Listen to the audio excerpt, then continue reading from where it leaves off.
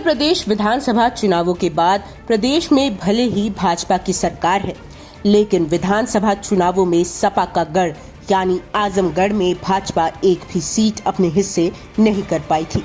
और इस महीने यानी 26 जून को होने वाले लोकसभा उपचुनावों की स्थिति भी कुछ ऐसी ही लग रही है, जहां सपा ने धर्मेंद्र यादव को प्रत्याशी के रूप में मैदान में उतारा है, तो वहीं भाजपा से दिनेश लाल यादव उर्फ निरहुआ को मैदान में उतारा गया है।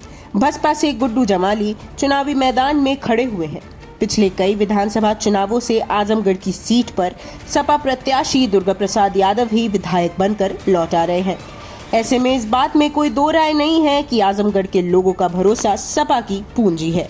आइए पहले आपको बताते हैं कि आजमगढ़ और सपा का ऐतिहासिक चुनावी रिश्ता क्या है। आजमगढ़ में लोकसभा चुनावों में 1996 से समाजवादी पार्टी की ही सरकार बन रही है। 1996 में रमाकांत यादव ने 11वें लोकसभा चुनावों में सपा के खाते से जीत हासिल की और फिर साल 1999 में रमाकांत यादव दूसरी बार सपा की सीट से आजमगढ़ से विधायक चुने गए।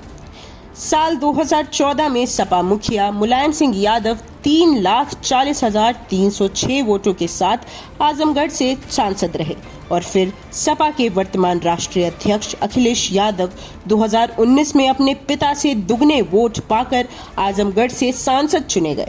अखिलेश यादव के 2019 के वोट प्रतिशत को आजमगढ़ के इतिहास में कोई भी टक्कर नहीं दे पाया है। अखिलेश यादव 6,21,578 वोट पाकर जनता का दिल जीत लिए थे। इन आंकड़ों के बाद ये तस्वीर तो बिल्कुल साफ हो जाती है कि आजमगढ़ में सपा का दबदबा 20 सालों से रहा है। वह समाजवादी पार्टी के नेताओं में अखिलेश यादव आजमगढ़ के मन पसंदीदा नेता भी रहे हैं। समाजवादी पार्टी का वोट बैंक उत्तर प्रदेश के मुसलमानों को माना जाता है और बीते 2022 के विधानसभा चुनावों में इस बात की पुष्टि भी हो गई है। बीते 2022 के विधानसभा चुनावों में 80% मुसलमानों का वोट सपा के खाते में गया था। और रही बात आजमगढ़ की, तो आजमगढ़ में मुस्लिम आबादी ज्यादा है, जो सपा के बार बार संसद में जाने की एक वजह है।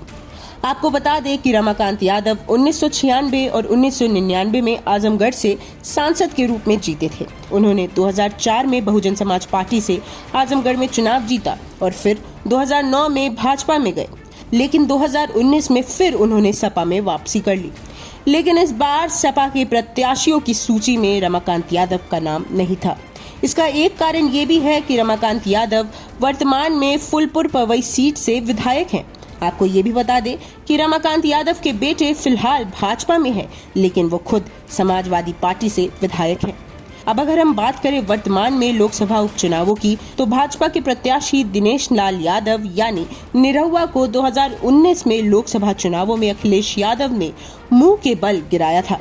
3.5 लाख से ज्यादा वोट से निरहुआ हार गए थे और इस बार निरहुआ फिर आजमगढ़ में भाजपा से चुनावी मैदान में खड़े हुए हैं।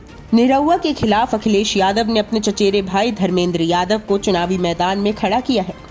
आजमगढ़ की जनता कई सालों से समाजवादी पार्टी के प्रत्याशी को ही चुनते आई है। अब देखना ये दिलचस्प होगा कि क्या इस बार फिर समाजवादी पार्टी आजमगढ़ की जनता का विश्वास जीत पाएगी। क्या आजमगढ़ की जनता समाजवादी पार्टी को फिर चुनेगी या नहीं। और आप हमसे जुड़े रहने के लिए सब्सक्राइब करें YouTube पर, फॉलो करें Twitter पर और लाइक करें Facebook पर। और ज्यादा जानकारी के लिए आपको टाइप करना होगा सिर्फ न्यूज नशा।